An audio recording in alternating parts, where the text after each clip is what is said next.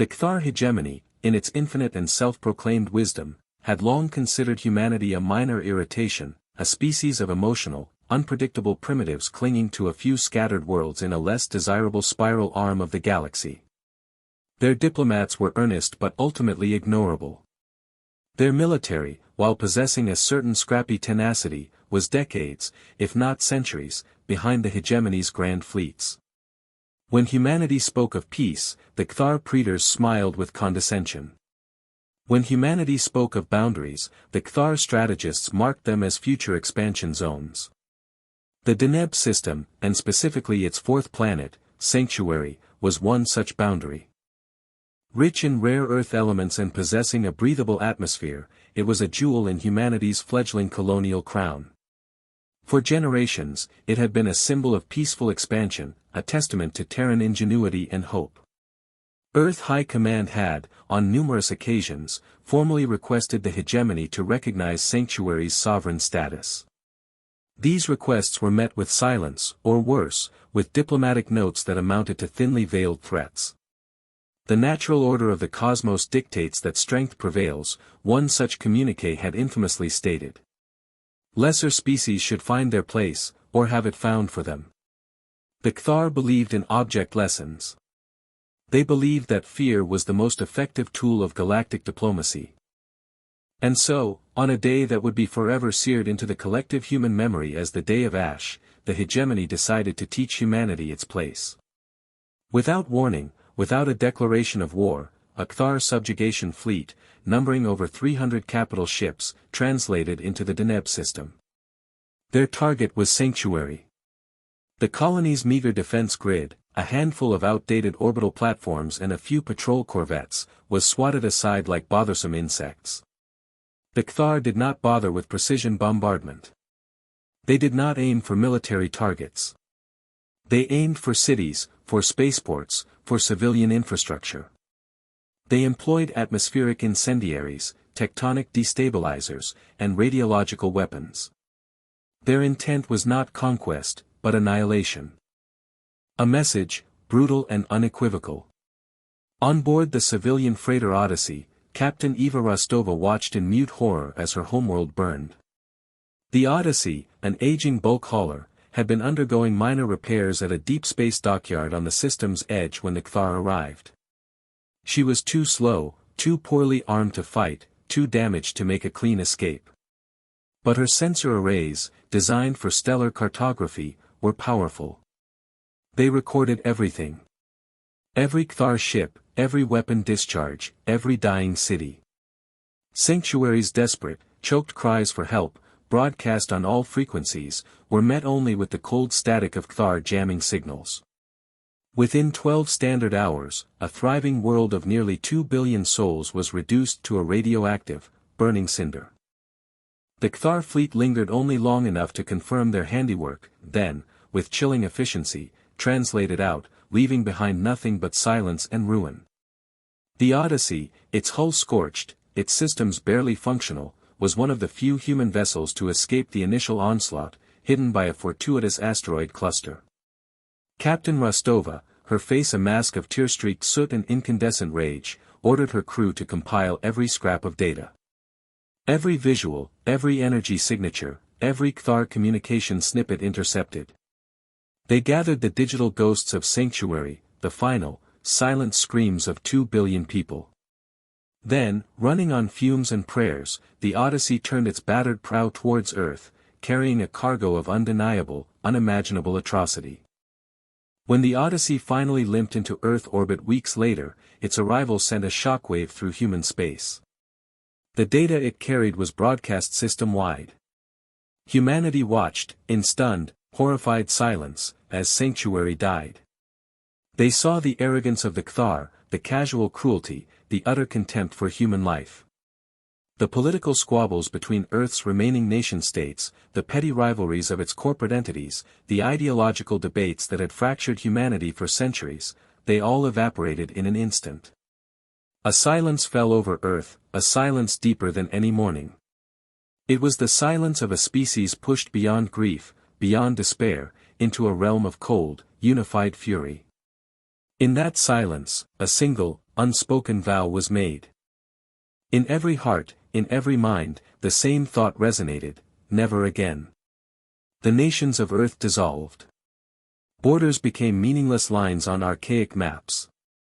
Humanity unified, not under a banner of hope, but under the grim necessity of survival and retribution.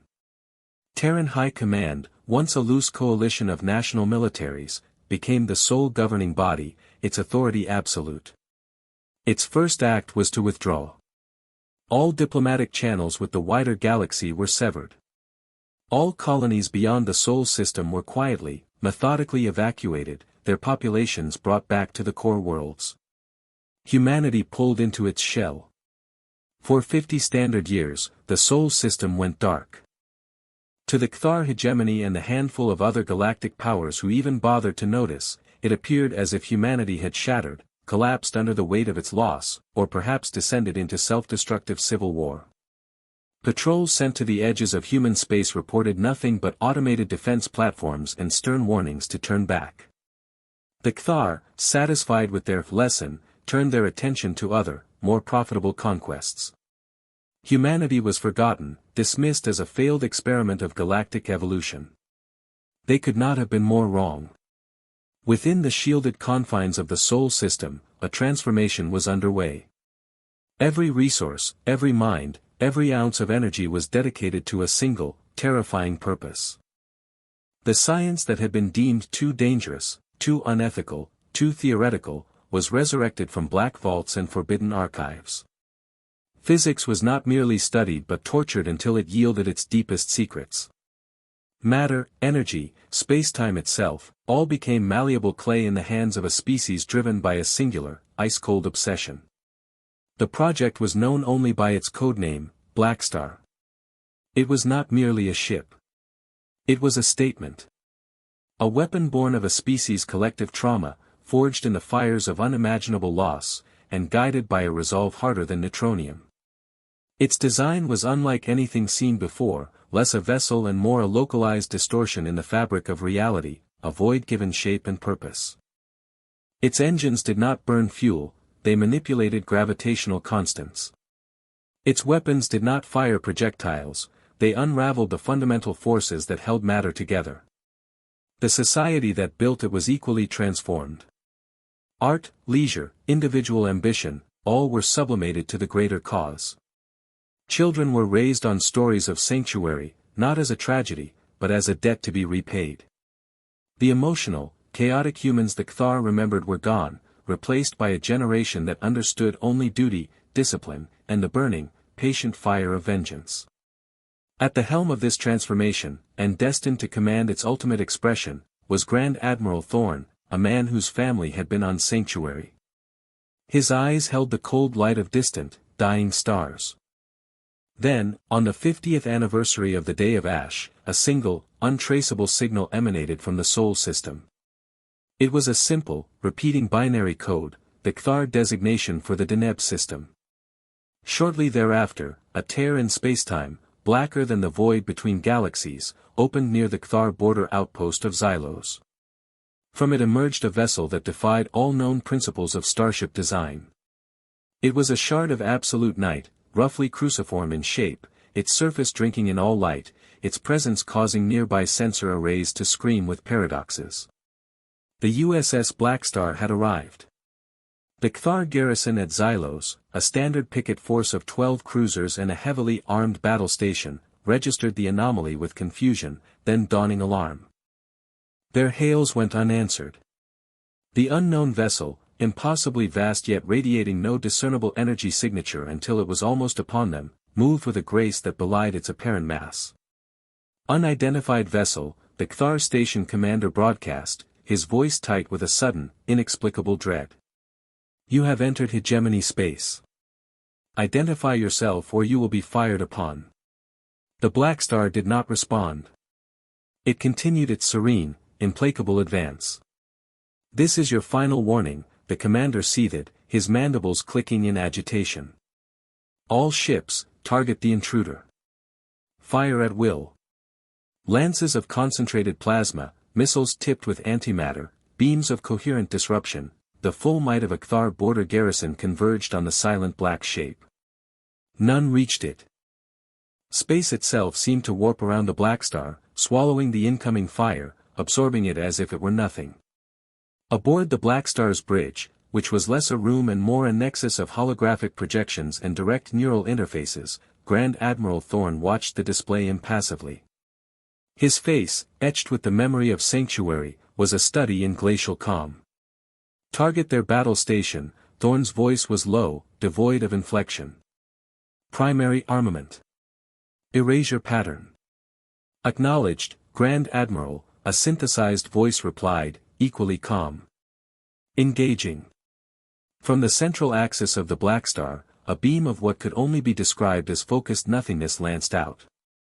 It was not light, not energy in any conventional sense. It was an absence, a negation. Where it touched the Kthar battle station, matter simply ceased to exist. Not vaporized, not blown apart, but unmade. The station, a kilometer-wide fortress of armor and weapons, vanished in a silent, expanding sphere of non-reality. One moment it was there, a bastion of Kthar power, the next, only empty space, shimmering with residual chronoton distortions. The 12 Kthar cruisers, their crews witnessing the impossible, froze. Panic ripped through their calm channels. Some tried to flee, engines flaring desperately. Others, in blind terror, fired wildly. Secondary systems, Thorn ordered. Neutralize remaining vessels. No survivors. Leave no wreckage. Let Xylos be a testament to our return. Smaller, equally black apertures opened along the Blackstar's wings, from them, tendrils of disruptive force, like solidified shadows, snaked out. They did not explode their targets. They simply touched them. And where they touched, Kthar cruisers dissolved, their constituent atoms unbound, their energies dissipating into the void as harmless radiation. Within minutes, the space around Xylos was empty save for the Blackstar. The Kthar picket force was gone, leaving behind not even debris, only the lingering scent of ozone and shattered physics. The Kthar hegemony, smug in its power, took 3 standard days to realize the Xylos outpost had gone silent. Another 2 to convince themselves it wasn't a communications malfunction. When a reconnaissance flotilla finally arrived, they found nothing. No wreckage. No energy signatures. No radiation consistent with a battle. Just empty space and a faint, lingering distortion that their sensors could not classify. It was as if Xylos had never existed. The initial reports were dismissed by Kthar High Command as incompetence, faulty equipment, perhaps even madness on the part of the reconnaissance crews.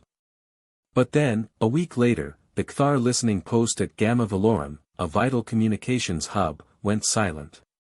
Then the shipyard at Korenek. Then the fortress world of Talos Prime. Each time, investigating fleets found the same impossible emptiness, the same chilling absence. Disbelief slowly, agonizingly, gave way to a dawning, horrified realization within the hegemony's ruling circles. The pattern was undeniable. The targets were all military, all strategic. The method was absolute. This was not piracy. This was not some minor species testing its strength. This was something new, something terrifying. Something that moved like a ghost and struck with the power of a dying god. The arrogance of the Kthar, so deeply ingrained, began to crack. Fear, an emotion they were accustomed to inflicting, not experiencing, began to seep into their councils. Wild theories abounded. A new extragalactic threat. A civil war among their own subject races, armed with some unknown technology. The idea that this could be humanity, the insignificant, emotional primitives they had so casually brutalized half a century ago, was too ludicrous to contemplate. At first, Grand Admiral Thorn, aboard the Blackstar, prosecuted his campaign with cold, mathematical precision. He was not interested in conquest, nor in prolonged engagements. His objective was the systematic dismantling of the Kthar war machine. Each target was chosen for its strategic value, each strike designed for maximum psychological impact. Before each engagement, the Blackstar would broadcast a single, repeating message on all Kthar military frequencies, the full, unedited sensor logs from the Odyssey detailing the destruction of Sanctuary. The screams, the fire, the casual cruelty of the Kthar pilots, it played on a loop, a prelude to their own annihilation. It was a reminder. It was an indictment. The Kthar fleets, when they finally managed to intercept the source of these attacks, always alone, Black Ship, found themselves hopelessly outmatched. Their most powerful shields buckled and failed under weapons that defied their understanding of physics. Their most advanced targeting systems couldn't get a lock on a vessel that seemed to exist partially outside of normal spacetime. Their formations were broken, their ships unmade, their commanders left screaming into dead calm channels. Sometimes, the Blackstar would disable a Kthar capital ship, leaving its crew alive but adrift in a crippled hulk, its weapons melted, its engines fused. These survivors, when rescued, spread tales of impossible power, of a silent, black angel of death that moved with chilling purpose. They spoke of weapons that erased matter, of defenses that warped reality. Panic, like a contagion, spread through the Kthar hegemony. The hegemony's response became increasingly desperate. They threw entire sector fleets at the singular, elusive enemy. They deployed experimental weapons, technologies kept hidden even from their own admiralty. Nothing worked. Fleets vanished. Superweapons were neutralized before they could even power up. The Blackstar was always a step ahead, its movements unpredictable, its attacks devastatingly precise. Thorn watched it all from his command interface, his expression unchanging. He saw the Kthar reports, intercepted and decoded. He saw their fear, their confusion, their rage. It brought him no satisfaction, no joy. Only a grim sense of necessity. This was not about feeling. This was about calculus. An equation of retribution being solved, one Kthar military asset at a time. Grand Admiral, came the synthesized voice of the Blackstar's primary AI, Solace. Long-range scans detect a significant Kthar fleet massing in the Argus Nebula. Estimated strength, 3 grand battle groups, including elements of their Praetorian Guard. They are attempting to establish a layered defense around the approaches to Ktheros, their homeworld. Thorn considered the holographic display. The Argus Nebula was a treacherous region of space, filled with sensor-baffling radiation and gravitational anomalies. A classic location for an ambush, or a desperate last stand. They learn slowly, Thorn observed, his voice a dry whisper. But they learn. They believe we will strike directly at their core. Predictable. Our intelligence suggests they are also preparing what they call the Nova Protocol, a synchronized detonation of unstable isotopes seeded throughout the nebula, designed to create a hyperthermic wave. A scorched earth tactic, Solace added. A flicker of something unreadable passed through Thorn's eyes. A tactic born of desperation. They would sacrifice their own ships, their own territory, just for a chance to stop us, he paused. Divert course. We will not engage them in the nebula. Our next target is the Krellis shipyards. They are lightly defended, expecting us to be drawn to Argus. Executing course correction, Grand Admiral, Solace replied. The Krellis shipyards are responsible for nearly 40% of their capital ship construction. Precisely, Thorn said. We will continue to bleed them, piece by piece. Let their Praetorian Guard wait in the Argus Nebula. Let them contemplate their Nova Protocol. Let their fear build. We are not merely destroying their ability to wage war, we are dismantling their will to exist as a hegemonic power. The campaign continued. The Blackstar, a scalpel of unimaginable sharpness, carved its way through the Kthar military infrastructure. Starbases were not just destroyed, but their very orbital paths erased from spacetime calculations. Communication relays became silent voids. Fleets sent to intercept it found only echoes and the chilling, looped broadcast of Sanctuary's death throes. It became chillingly clear to the Kthar, and to the silent, watching galaxy, that what they were witnessing was not the full extent of humanity's power. The Blackstar fought with a terrifying, restrained efficiency. There were hints of deeper, more fundamental capabilities held in reserve. During one engagement, a Kthar admiral, in a final act of defiance, ordered his ship to overload its warp core, hoping to catch the Blackstar in the resulting catastrophic explosion. The Blackstar did not evade. Instead, space around the Kthar vessel simply compressed. The impending detonation was snuffed out, the starship crushed into a singularity no larger than a clenched fist, which then winked out of existence. No explosion. No radiation.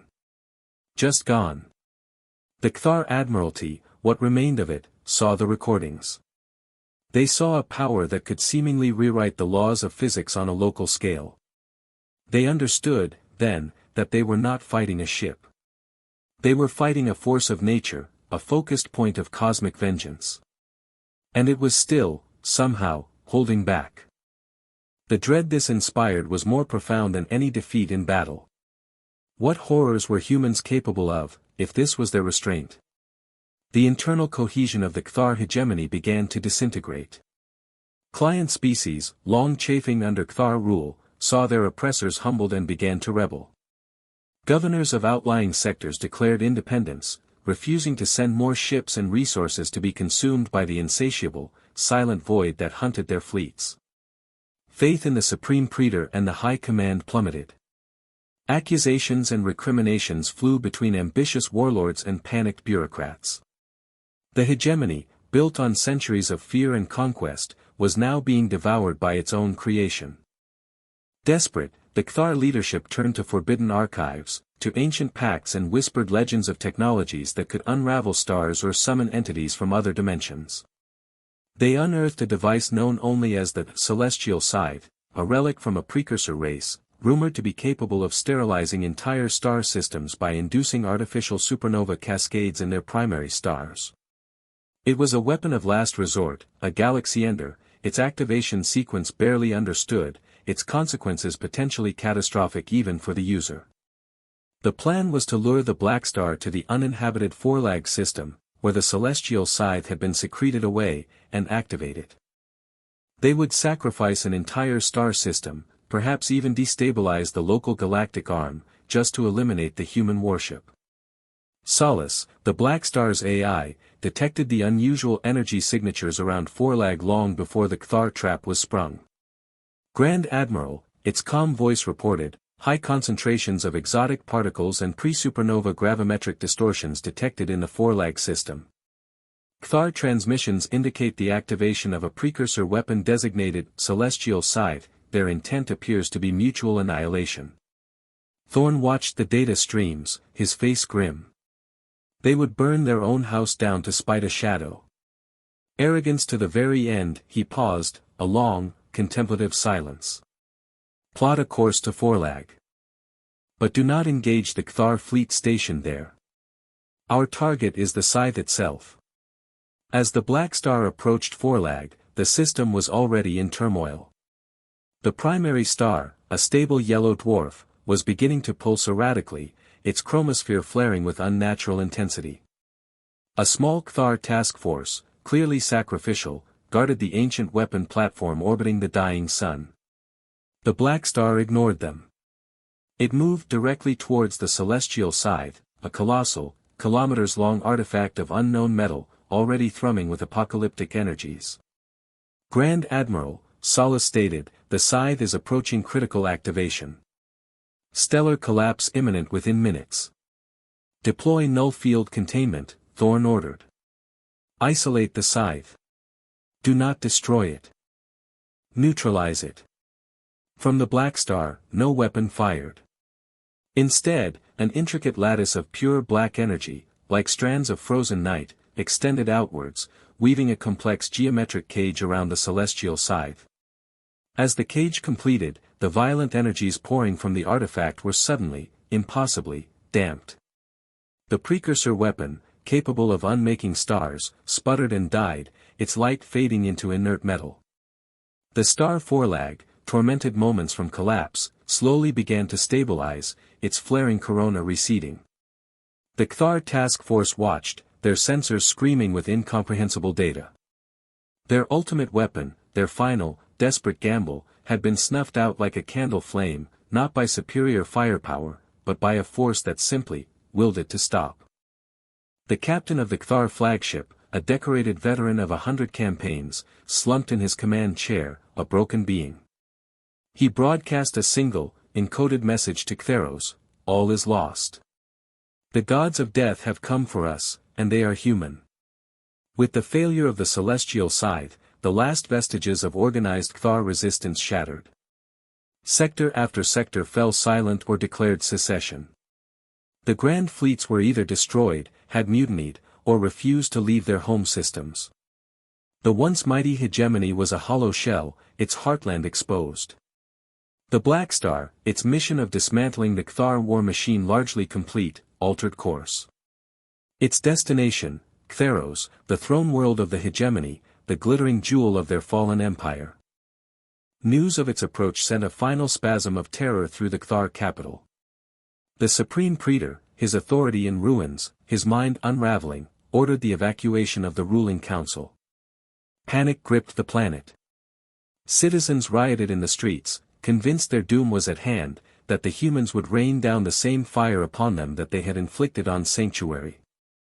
When the Blackstar finally arrived in orbit above Ctheros, it did not fire. It simply hung there, a sliver of absolute darkness against the backdrop of the planet's swirling, iridescent clouds. No demands were made.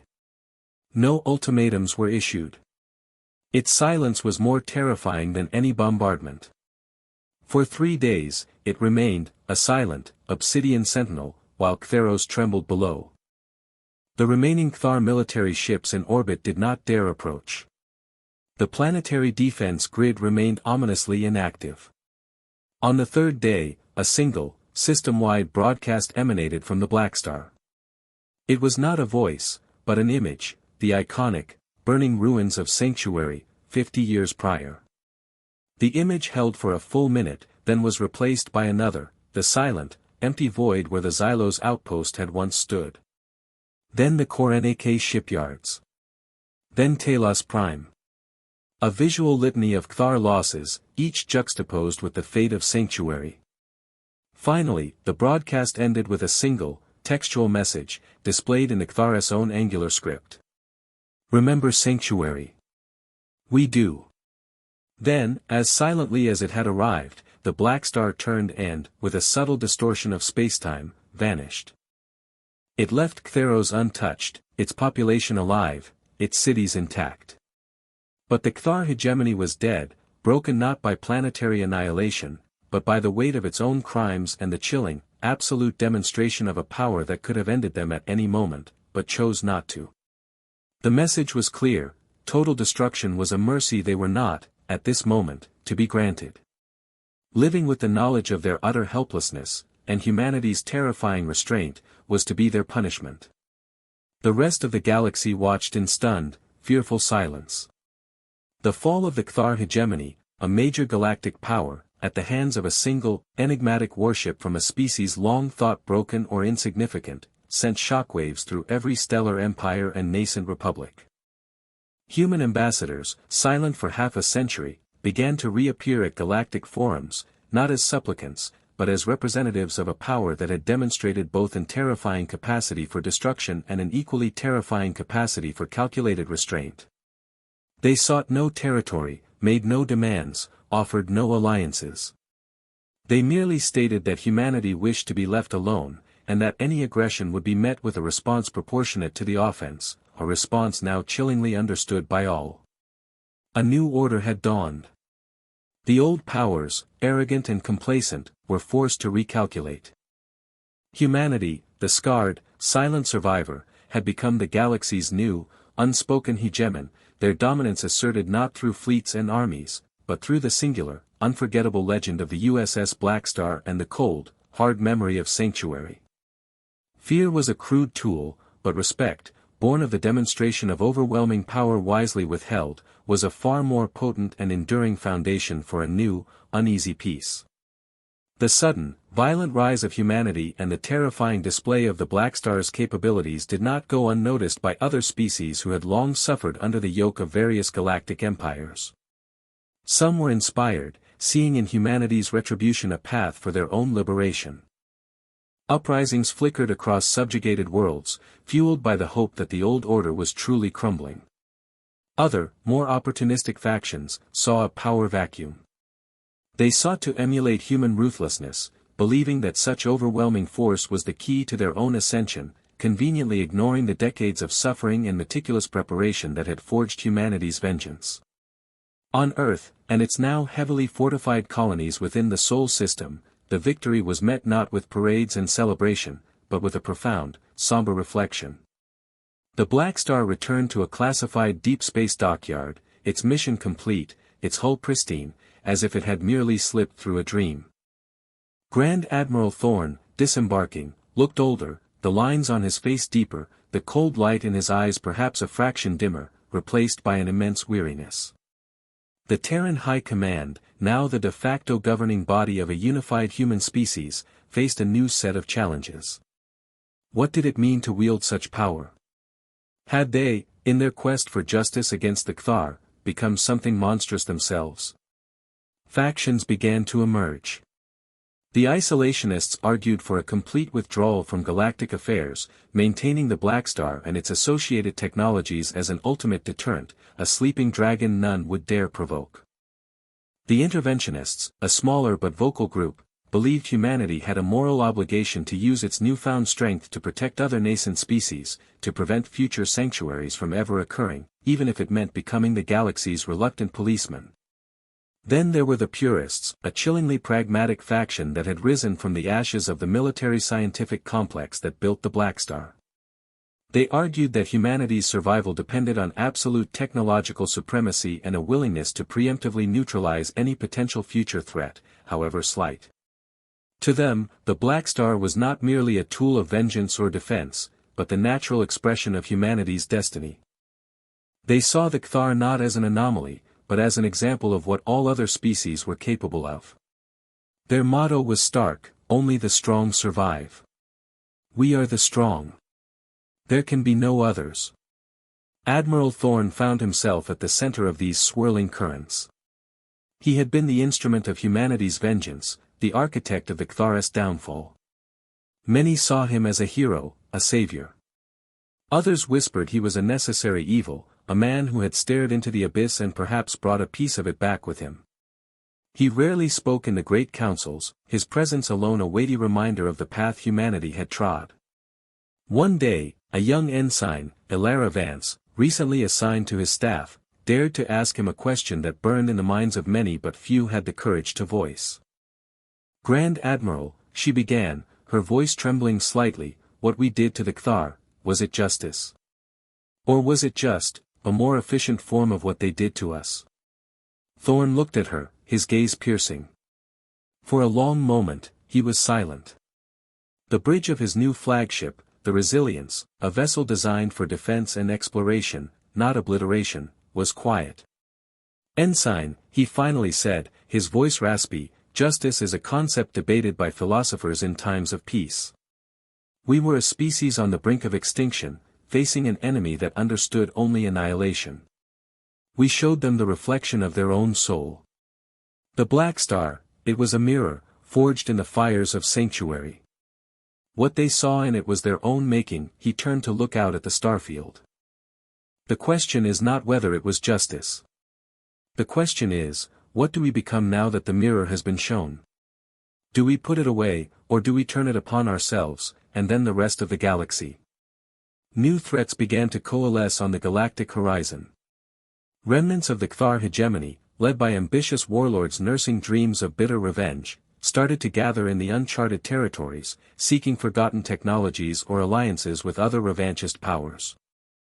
The purest faction within humanity, under the charismatic but ruthless director Eris Thorne, the Grand Admiral's estranged cousin, a man who believed restraint was a synonym for weakness, began to secretly move pieces on the political chessboard, advocating for a first strike doctrine to secure humanity's permanent dominance.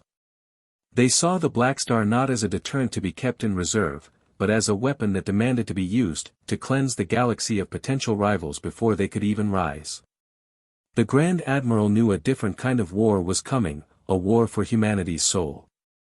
The power of the Blackstar, even decommissioned and hidden away, cast a long shadow. Its existence was a temptation, a promise of ultimate security through ultimate destruction. A new, fragile status quo settled over the galaxy. The Cthar hegemony was no more, its former territories a patchwork of squabbling successor states, petty fiefdoms, and newly independent worlds. None dared to provoke humanity. The memory of the Blackstar, and the silent, untouched ruin of Ctheros' spirit, was too fresh. Earth maintained its isolationist stance, but its listening posts were active, its vigilance unwavering.